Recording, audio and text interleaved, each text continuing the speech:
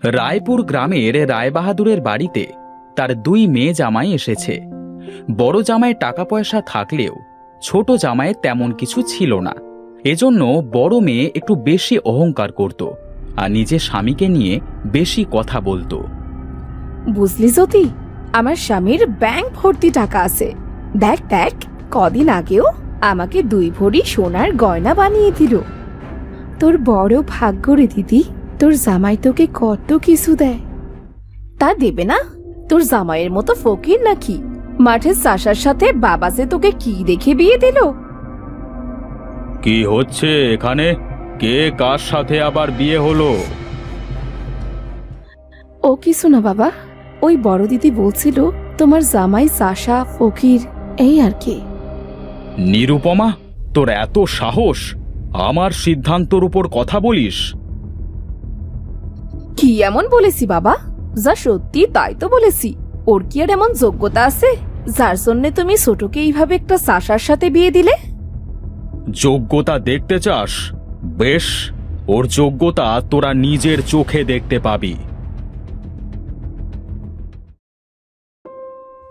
বাবা, আমাদের ডেকেছেন?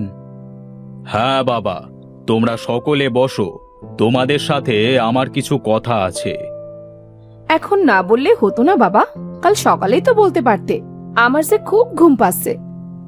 আহ নিরুপমা, বাবা যখন ডেকেছেন তখন নিশ্চয়ই কোনো না কোনো কারণ আছে। হ্যাঁ রে মা, তোর বাবা আজ একটা কথা বলার জন্যে তোদের এখানে ডেকেছে। বস তোরা।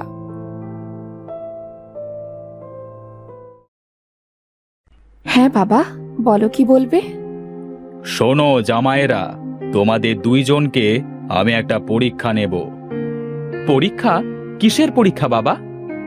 কেন, জামাইবাবু কি ভয় পেয়ে গেলেন নাকি পরীক্ষার কথা শুনে? না না, আমি পড়াশোনা জানি না তো, তাই আর কি। পরীক্ষা শুনেছি যারা লেখাপড়া করে তারাই দেয়। না বাবা, এই পরীক্ষা সেই পরীক্ষা নয়। এটা হলো মাছ ধরবার পরীক্ষা। তোমরা দুইজনে কাল বড়শি নিয়ে নদীতে যাবে, আর সেখান থেকে যে বড় মাছটি নিয়ে আসবে তার নামে আমার এই বাড়িটা আমি লিখে দেব। এইসব তুমি কি বলছো গো? হ্যাঁ, আমি ঠিকই বলেছি। আর তোমরা এখন আসতে পারো, তবে কাল কিন্তু নদী থেকে মাছ ধরা চাই।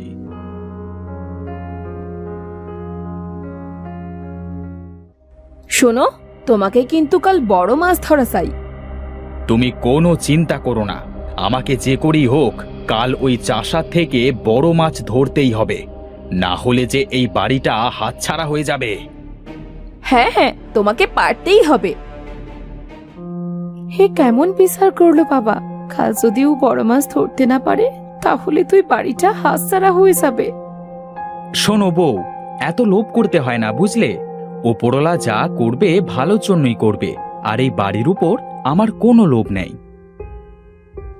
তোমার লোভ না থাকতে পারে, কিন্তু আমার তো আছে। নিরুপমার বড় বাড়িতে বিয়ে হয়েছে বলে সে সব সময় অহংকার করে।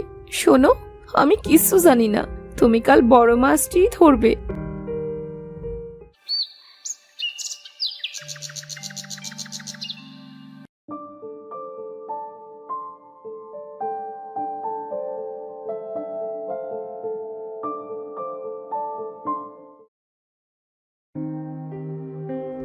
রূপম দাদা, আসুন এই জায়গাটাতে বসি। ঠিক আছে ভাই, বসো।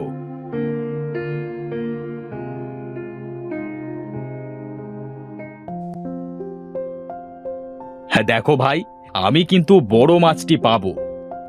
সে ওপরওয়ালার ইচ্ছা দাদা, কার ভাগ্যে কি আছে কে জানে। হ্যাঁ হ্যাঁ, দেখা যাক। আমি মাছ পাই আর না পাই, তুই পাইলেও আমার আর না পাইলেও আমার। আমার বর চাষা হতে পারে বুঝলি, কিন্তু সে আমাকে অনেক ভালোবাসে। আর দেখবি আমার বর সব থেকে বড় মাছটাই ধরে আনবে।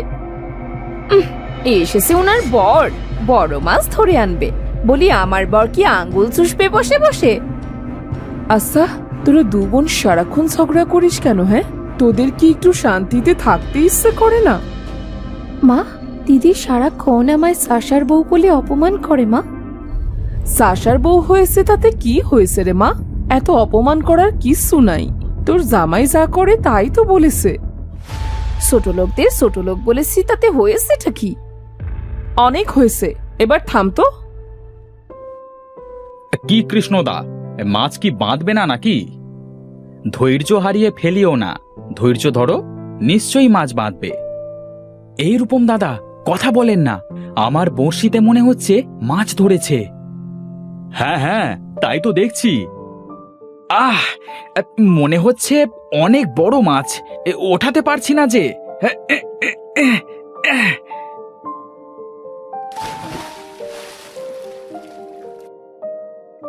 যাক, শেষমেশ মাছটা তুলতে পারলাম।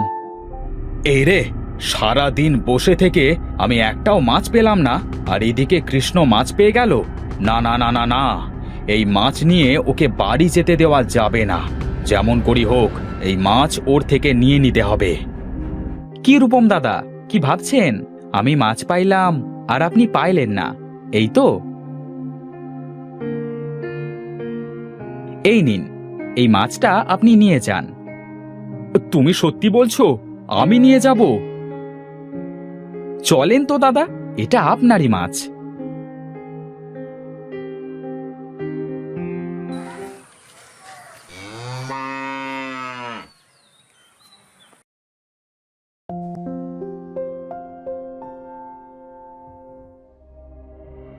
নিরুপমা, নিরুপমা, দেখো দেখো, আমি কত বড় মাছ পেয়েছি।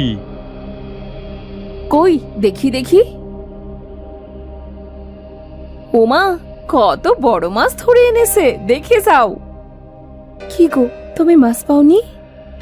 আরে, আমার বড় জামাই দেখছি কত বড় মাছ পেয়েছে। দেখতে হবে না বড়টা কার? চলো চলো, সবাই ঘরের ভেতর চলো।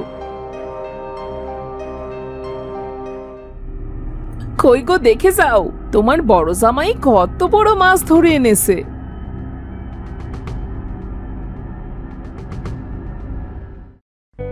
বাহ, কত সুন্দর মাছ, আর কত বড়।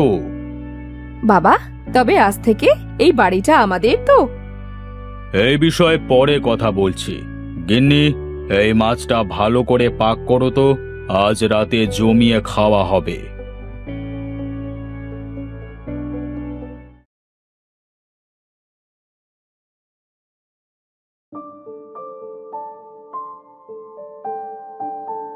আরে, রায় বাহাদুর যে, আসেন আসেন, বসেন।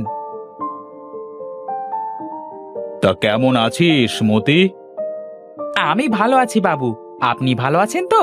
আর আপনাকে দেখে মনে হচ্ছে আপনি খুব খুশি। খুশি হব না? আজ আমার বড় জামাই নদী থেকে একটা বড় মাছ শিকার করে এনেছে, রাতে জমিয়ে খাওয়া হবে। আপনার বড় জামাই মাছ ধরেছে? হ্যাঁ রে হ্যাঁ, তোরও আজ রাতে আমার বাড়িতে দাওয়াত থাকলো, যাস কিন্তু। কিন্তু আমি তো দেখলাম আপনার ছোট জামাইয়ের বড়শিতে মাছটা বেঁধেছে। কি বলিস কি? তবে শুনুন, চিন্তা করবেন না, ওই বাড়ির প্রতি আমার কোনো লোভ নেই। আমি যেমন আছি অনেক ভালো আছি, আমার বড়লোক হওয়ার কোনো আশা নেই।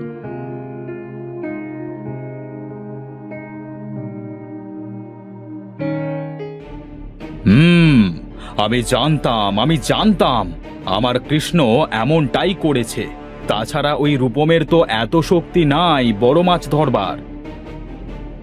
আমি চলি রে মতি, চলি।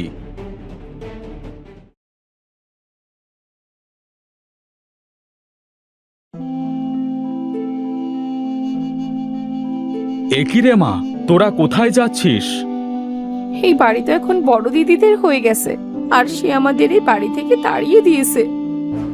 নিরুপমা, তোর এত বড় সাহস, আমার বাড়ি থেকে আমার ছোট মেয়েকে বের করে দিস? বাবা, এ কি বলছো তুমি? তুমি তো বলেছিলে নদী থেকে যে বড় মাছ ধরে আনবে তাকে তুমি এই বাড়ি দিয়ে দেবে। আর আমার স্বামী তো তোমার পরীক্ষায় উত্তীর্ণ হয়েছে, তাই এই বাড়িটা তো আমাদেরই হলো, তাই না? কিন্তু আমি তো জানি এই মাছটা আমার ছোট জামাই পেয়েছে। কি, আমি ঠিক বলিনি রূপম? আপনি জানলেন কিভাবে? আমি আগেই জানতাম বড় মাছ তুমি তুলতে পারবে না। বড় মাছ তুলতে হয় খেলিয়ে খেলিয়ে। আর তুমি থাকো শহরে, তুমি জানবে কি করে নদীর মাছ কিভাবে ধরতে হয়? কি বলছো বাবা তুমি এসব? হ্যাঁ, আমি ঠিকই বলেছি। হোগো, বাবা যেটা বলছে সেটা কি সত্যি?